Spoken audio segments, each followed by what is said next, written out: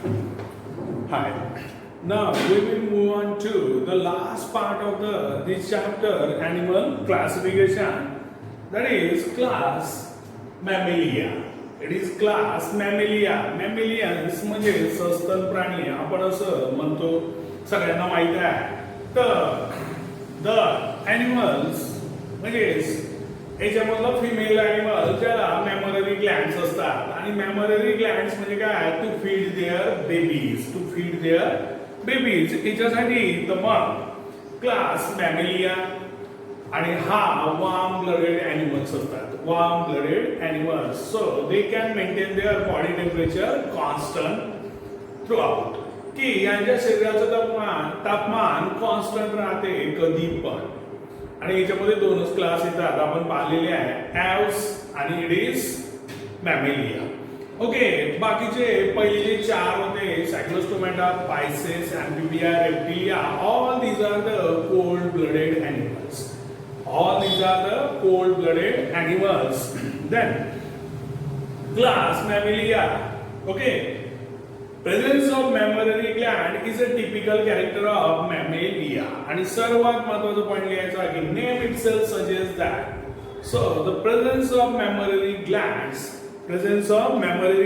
is a typical character of a Mammalia. Then, these animals are warm-blooded.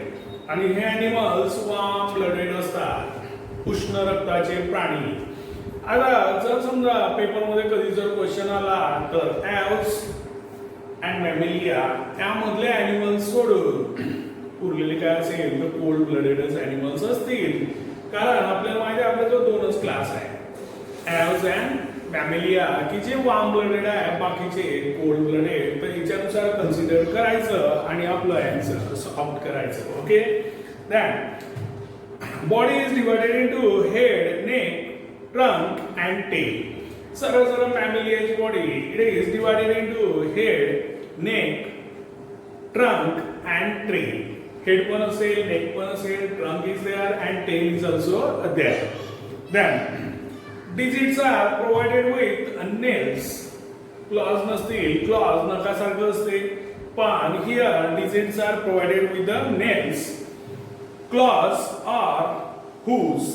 आणि मग इथे काही एनिमल्स मध्ये क्लॉज पण असेल, जसं आपल्यामध्ये नेल्स असतील, पण काही याच्यात क्लॉज असेल किंवा हूज पण असतील. हूज म्हणजे खूर. ओके, तर लक्षात ठेवा, नेल, क्लॉज अँड हूज. हूज म्हणजे खूर. हे काही काही ॲनिमल्स मध्ये आपल्याला पाहायला मिळेल. Okay, then two pairs of limbs, यांना पेअर्स असतात, two pairs of limbs. Okay, then it is exoskeleton is in the form of hairs or a fur. आणि मग जे एक्झोस्केलेटन असते ते it is in the form of hair किंवा मग fur म्हणजे लोकर. Then examples are it is elephant, human, kangaroo, dolphin, bat, etc. आणि बॅट हा एरियल मॅमल्स आहे. बॅट हा एव्स मध्ये येत नाही, it is mammals but it is aerial mammals. Aerial म्हणजे हवेत उडणारा बॅट. लक्षात ठेवा, म्हणजे exceptional case, bat is a aerial mammals. आणि हा whale, that is a dolphin, मग त्यामध्ये व्हेल पण आहे. तो व्हेल जो आहे ॲक्वॅटिक मॅमल्स मध्ये येते. व्हेल कशात येते? Aquatic mammals. हे दोन एक्सेप्शन लक्षात ठेवायचे. पाण्यात राहणारा मॅमल्स आहे, that is whale, aquatic mammals, and aerial mammals, that is bat. आणि याच्यामधले काहीच few oviparous, they are laying the eggs. Otherwise it is viviparous. It is viviparous. Okay, तर बघा, few oviparous, majority viviparous, and viviparous म्हणजे काय, तर gives birth to the young one. Okay, तर young one ला बर्थ देणारे. पाहता हे पण ओविपरस आणि विविपरस. ओवी मीन्स ओहम. ओके, मग सरळ सरळ अंडी घालणारे. म्हणजे आता काही कन्फ्युजन राहणार नाही, तर सरळ सरळ first 5 class all are the oviparous. Okay, पहिले 4 पर्यंत काय होतं, तर ओविपरस मध्ये पॅरेंटल केअर नव्हती, की अंड्यामधून पिल्ल्याचा जन्म झाला तर ते स्वतंत्र जगतात. पण ॲव्स मध्ये आपण पाहिलं होतं की पॅरेंटल केअर इज देअर. मग तिथे पॅरेंटल केअर असते, कारण पक्षी त्यांच्या पिल्लांना फीड करते, त्यांच्याकडे लक्ष ठेवते, म्हणजे there is a parental care in a Aves. आणि मग इथं जो 6वा क्लास आहे याच्यामध्ये काहीच ओविपोरस आहे, पण मॅक्झिमम आर विविपोरस. विविपोरस म्हणजे gives birth to the young one. Okay, तर अशा प्रकारचं लक्षात ठेवायचे एक्सेप्शनल वाले. आणि मग यांच्यामधलं जे लंग्स असेल that is aided with a diaphragm. आणि मग याच्यामध्ये आपल्या लंग्सला डायफ्रॅम असते. So does in all mammalians. बऱ्यापैकी सगळ्या मॅमेलियामध्ये डायफ्रॅम असेल. बाजूला दाखवलेली आहे पॅटर्स दाखवलेली आहे, आणि मग त्यांची बॉडी दाखवलेली आहे, लेग्स दाखवलेली आहे, आणि पॅटेजियम. तर पॅटेजियम त्यांच्या विंग्सला नाव आहे पॅटेजियम. लक्षात ठेवा, it is पॅटेजियम.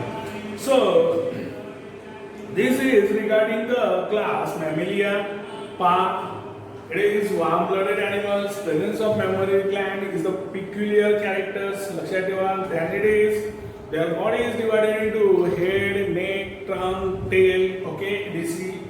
Then digits are provided with nails, claws, or it is hooves.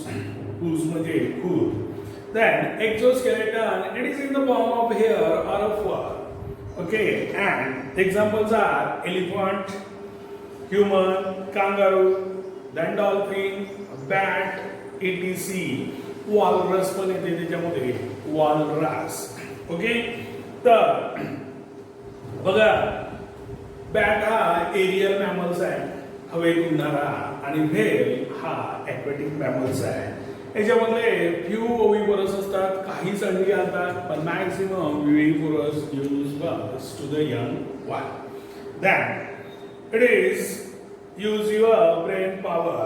Use your brain power. It is on page number 74. आणि पहिले आहे animals like it is gharial. Okay, and crocodile live in water as well as on the land. Are they amphibians or reptiles? आता पहा, घरियाल त्याला आपण सुसर म्हणतो, आणि मगर क्रोकोडाईल म्हणजे मगर. तर they live in water as well as on the land. Are they amphibians or reptiles? तर आपल्याला सांगायचं आहे animals like gharial and crocodile live in water as well as on the land, yet they cannot be considered as amphibians because their characteristic features are similar to reptiles.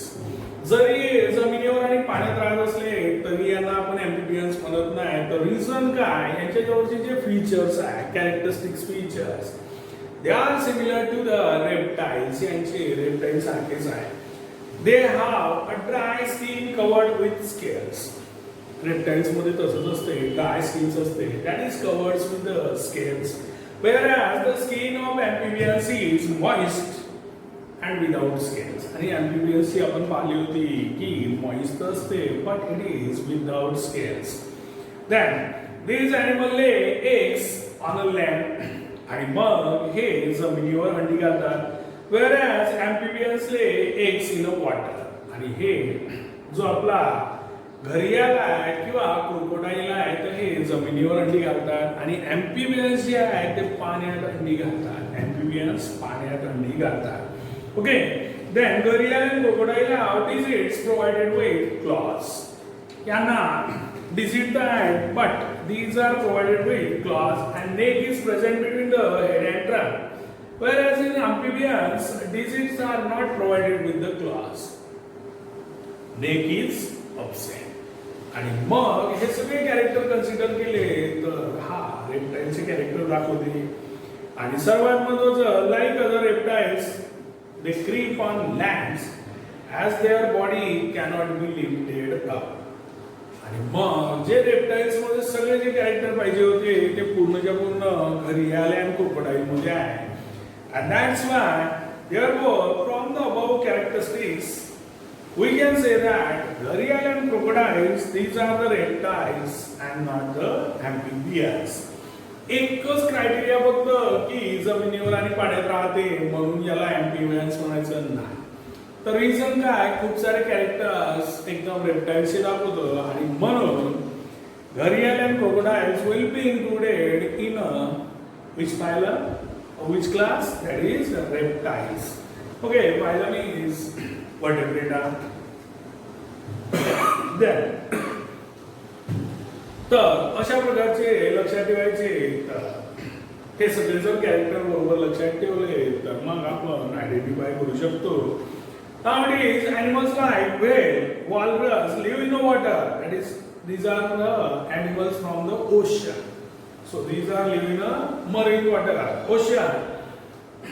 Whether they are included in Pisces or Mammalia. तर बघा, whale आणि walrus तर हे Mammalia मध्ये येतात.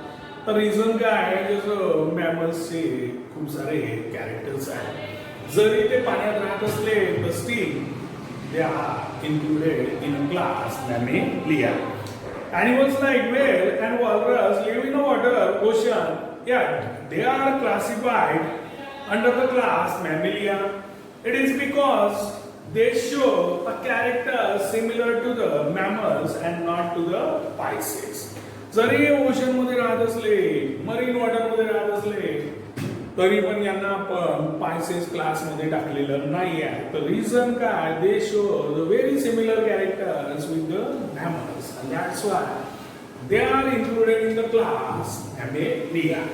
Okay, whale and walrus are warm-blooded animals, that is homeotherms. Homeo means same. यांच्या शरीराचं body temperature constant असते. That's why these are the walrus and whale. These are the warm-blooded animals, whereas Pisces are cold-blooded animals.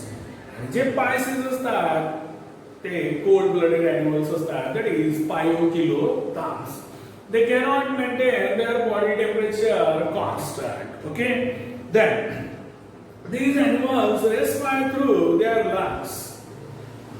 Whale and walrus जे respiration असते it is through the lungs, whereas in Pisces respiration occurs through gills. आणि आपण पाहिलेलं आहे की Pisces मध्ये त्यांचे जे respiration असते that occurs through the gills. आणि whales आणि walrus हे lungs नी respiration करतात as that of the mammals. Whale and walrus have mammary glands and which is a characteristic feature of the mammals. आणि सर्वात महत्त्वाचं walrus आणि whale mammary glands असतात and that is the characteristic features of the class Mammalia. Whale and walrus exhibit characters of mammals and are known as aquatic mammals. आणि मग यांना aquatic mammals असं म्हणतात. तर दोन नावं लक्षात ठेवायची, walrus and whale. These are the aquatic mammals. Aquatic means पाण्यात राहणारे mammals. अशा प्रकारचं हे सगळं यूज युअर ब्रेन पॉवर. आणि मग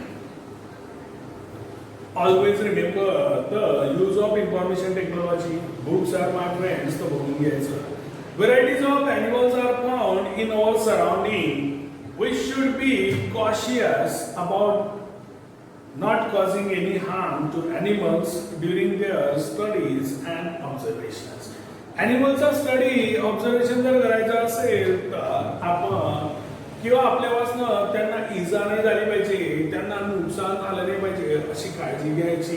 कारण खूप सारे ॲनिमल्स आपल्या भोवती आहेत पण हे सगळेच्या सगळे राहिले पाहिजे. कारण आपण पाहिलेलं आहे की इकोसिस्टीम मध्ये सगळ्यांचंच पिक्युलियर पोझिशन आहे. म्हणून त्यांचं त्यांना तर जे काही ॲनिमल्स आपल्या सराउंडिंग मध्ये असतील यांचा स्टडी जरूर करा. पण जेव्हा स्टडी कराल तर त्यांना हार्म झाली पाहिजे नाही अशी काळजी घेतली पाहिजे. So it is all over from this chapter animal classifications. नाव पेक्षा In our next lecture, our journey will move on to paper number 1, part number 1, Science and Technology, chapter number 7. Till then, bye.